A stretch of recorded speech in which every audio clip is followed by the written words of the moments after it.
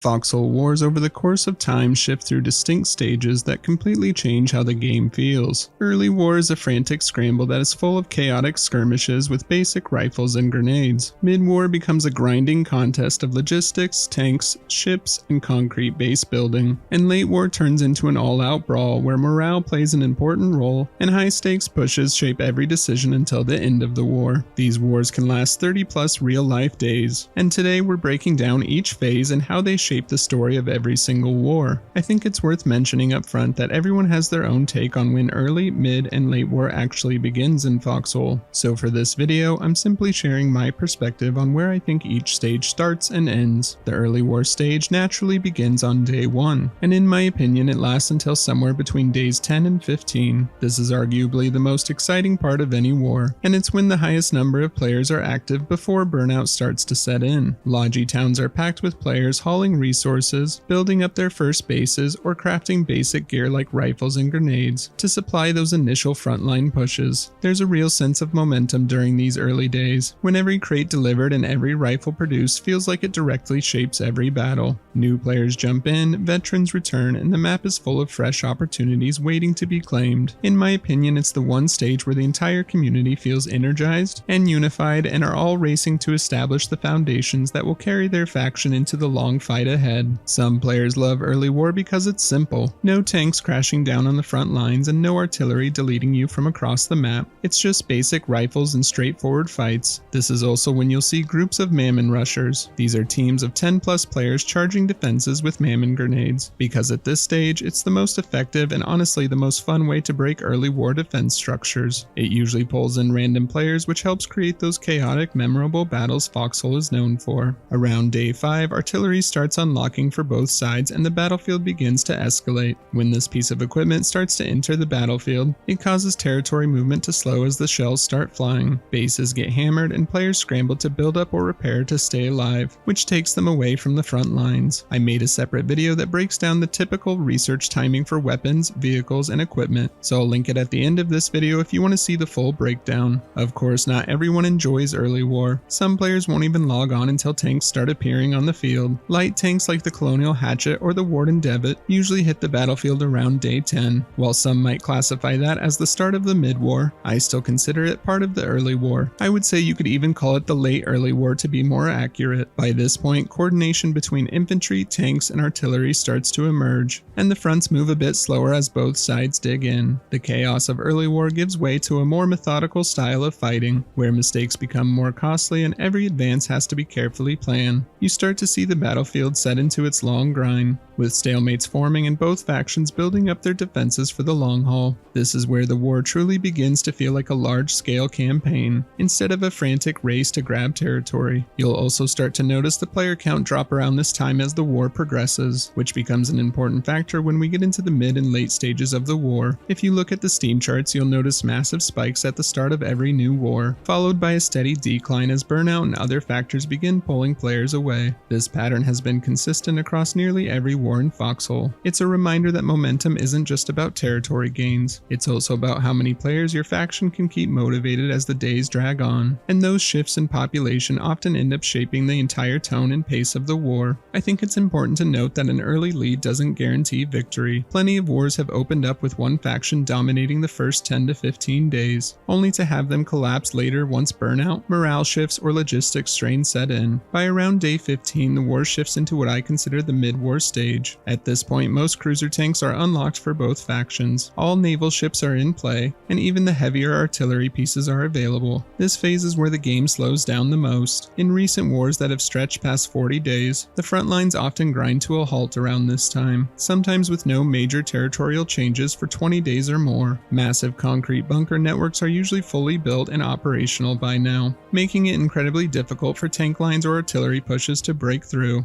Mid-war is where attrition truly becomes the defining factor, I believe. The faction that can maintain strong stockpiles, keep positions supplied, and hold the lines often ends up in the better position, because honestly at this point it becomes a waiting game until the other side burns out. A hot take some might find controversial is that population matters a lot in Foxhole. It sounds obvious from the outside, but the faction with more active players can simply do more, and that often translates into a stronger chance of winning. So if your faction went hard in the early war, and then then starts logging off as the mid and late war roll in. The other side can swing the war back in their favor simply by having more people online. Some players hate this reality, feeling frustrated when their faction loses due to low numbers. But when a single quote-unquote match lasts over 30 days, faction morale and player retention become just as important as strategy. From days 15 to 25, most of the remaining tech finishes researching, which opens the door to the late war stage. By the time a war reaches day 25, normally everything in the tech tree has been unlocked, and every vehicle or weapon in the game can be produced. This is when I believe the late war starts. Interestingly enough, the late war can sometimes last just as long as the early and mid war stages combine. In this phase, battle tanks and super heavy tanks start rolling onto the field, and these massive machines can make or break a frontline push. Another piece of equipment that appears for both factions is the nuke. Around day 25, groups begin constructing nuke sites, eventually targeting and destroying major capital cities. Depending on how they're used, nukes can either speed up the war or drag it out even longer. One thing many players enjoy about the late war is the freedom it offers. With everything unlocked, you can finally play exactly the way you want. Stockpiles are often overflowing with vehicles and gear, so instead of gathering materials and building everything yourself, you can usually grab a tank straight from the storage depot and head right into the battle. And this is important because what ultimately matters in this stage is which side has more players actively pushing the front lines forward. If by day 30 your faction is burnt out from the early and mid-war grind, the side that still has energy in the numbers will typically prevail. As I've mentioned, players often frame this as a population issue, but personally I tend to view it as a morale issue. Maybe it's the role player enjoyer in me, but I like the idea that the side with the most grit and determination is the one that ultimately wins, instead of just using the excuse that my side had fewer players. There was a quote from a dev over 2 years ago now, where they stated that they actually didn't like when wars lasted a long time. They start to get uncomfortable when the tech tree has been exhausted, and when nothing new comes out for weeks as the war drags on. I would love to hear some thoughts from the devs on the last couple of wars we've had, because it seems like the wars are starting to get longer and longer, and because wars are stretching even longer thanks to recent updates, I'd love to see the devs add more late game options beyond day 25. We've had super heavy tanks and nukes for a long time now as our late game options, and I think the game could benefit from another high-end vehicle or piece of equipment. It would be great if something came out around day 30 that helped accelerate base destruction or bring the war to a more decisive end quickly. And those are the 3 major stages every Foxhole war goes through, each one shaping the battlefield in its own way, from the chaos of early war to the grinding stalemate of mid-war, and finally to the high-tech destruction of late war. Every phase brings its own challenges and stories. No 2 wars ever play out the same, but I think understanding these stages can help you appreciate the flow, and maybe even predict how the next war will unfold. What stage in Foxhole is your favorite? What do you like about it? And which stage is your least favorite? Let me know in the comments. I've started uploading more to my Patreon and Ko-Fi accounts. If you would like to watch these videos, you can support me with only $1 to gain access, or you can become a subscriber as well. This really helps support the channel and helps me pay for animations, new equipment, and the programs that I use to edit. If you are unable to support the channel financially, no problem. Watching old videos or maybe videos you haven't seen before helps a lot as well.